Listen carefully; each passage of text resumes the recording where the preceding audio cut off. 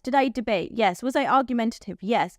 Did I get my work done? Yes. Was there homework that I had to finish? Yes, because I knew that I was striving for something more because we don't come from wealth. Yeah. So you always had to work hard. And I was like, you need to, the cultural nuances are really important when you're navigating your brain space. But then coming back to your burnout, that's what I mean is the fact that you know that you can do what you want to do, or that you can find that way of figuring it out like you did with your Wendy house when you were younger, means that you put yourself in positions where you are constantly challenged, and where no does not mean a no, it means a not right now. And you're like, hey, because you said it's a not right now, I'm going to figure it out anyway. Oh, absolutely. And your brain burns out so quickly that you're like, why did no one tell us about burnout when we were younger? Absolutely. I mean, this is the thing. This is the reason why I'm not going to give, like, there's no one true formula to, like, solve burnout, or, like, Mancy's tips on how to focus on one creative thing, because I am the testimony, like, to not finding your niche.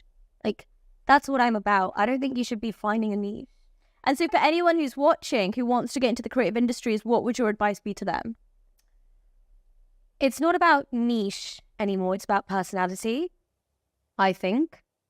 And the thing is, in order to show your personality, you've got to be out there, okay? So I remember, I left my job in December as a producer. Hated it, got pushed into it because somebody said I didn't have the star quality to be a creative. So there's already this, like, infuriation when I entered this job, okay? So then I left the job in December. People were saying to me, like, well, they just weren't taking me seriously because I hadn't worked for the Nikes, I hadn't worked for the Adidases. They looked at me, I was 27, and they're like, well, if you haven't done that work, then clearly you're not a good creative. And it's like, well, that's not true. Just haven't been given the chances because I haven't come from the same communities that you have. I've not taken up unpaid internships at, like, so-and-so agency because I had rent to pay. I couldn't take unpaid internships. Neither was I going to rest on mummy and daddy. Like, why? I just didn't think it would be ethical for me to do that. I thought, I'm going to find my own way, okay? So then when it came to, like, do you know what, Mancy, you really want to be a creative.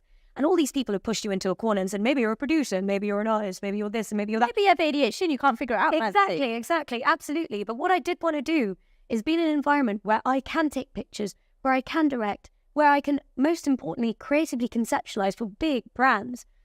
Nobody was taking me. Nobody was taking me seriously. They would laugh at my portfolio. So I thought, do you know what? I've always had these ideas about, if I was in charge